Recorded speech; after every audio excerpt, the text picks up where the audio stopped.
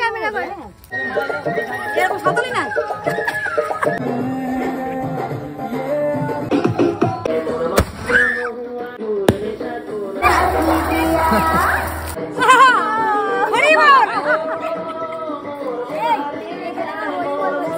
দিয়েছে কম কম আসবে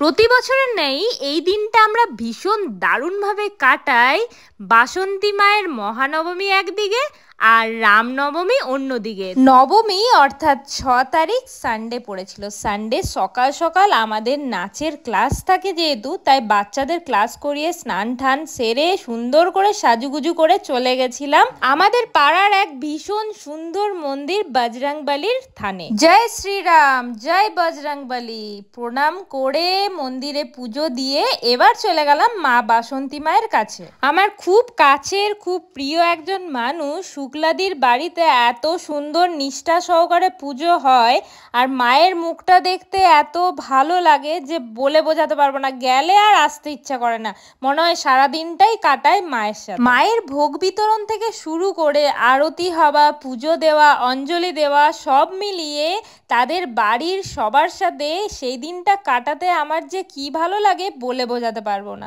আবারও বলি জয় শ্রীরাম। বাসন্তী মায়ের পুজো সেরে আমরা জয় বজরংবলী বলতে বলতে বজরংবলীর পতাকা উত্তোলন করলাম। শুক্লাদির বাড়িতে গেলে আমার মনে হয় না যে আমি অন্য কারোর বাড়িতে এসেছি, মনে হয় যে নিজের পরিবারের সাথেই সেদিনটা সময় কাটাচ্ছি। ওনাদের ফ্যামিলির প্রতিটা মানুষের মধ্যে এত আন্তরিকতা, এত ভালোবাসা আর এত আপন করে নেওয়া, তাই জন্যই বোধহয় বারে বারে ছুটে যায় তাদের বাড়িতে সেই দিনটা কাটানোর জন্য।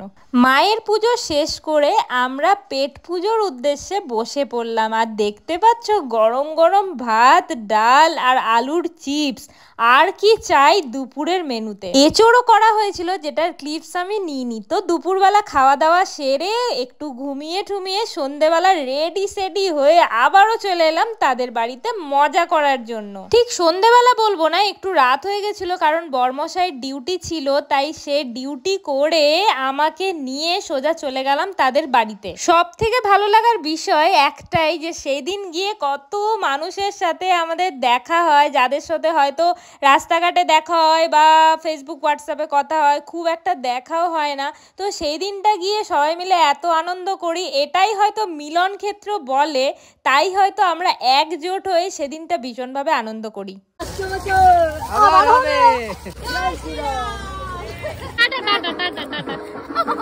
আচ্ছা, খিচুড়ি ভোগ অর্থাৎ মায়ের ভোগের সামনে কোনো খাবার কি টিকতে পারে? মায়ের ভোগ আলাদাই ইমোশন। দেখে যেমন মন ভরবে, খেয়ে পড়ে মন পেট দুটোই ভরপুর হয়ে গেছিল। টাটা করো, টাটা করো, টাটা করো। Hi guys, hi guys. আমি যেটা বলছি, আজকের জয় শ্রীরাম শেষ। আজকের ব্লগ এখানেই শেষ করলাম। ভালো লাগলে লাইক কমেন্ট শেয়ার করে দেবেন।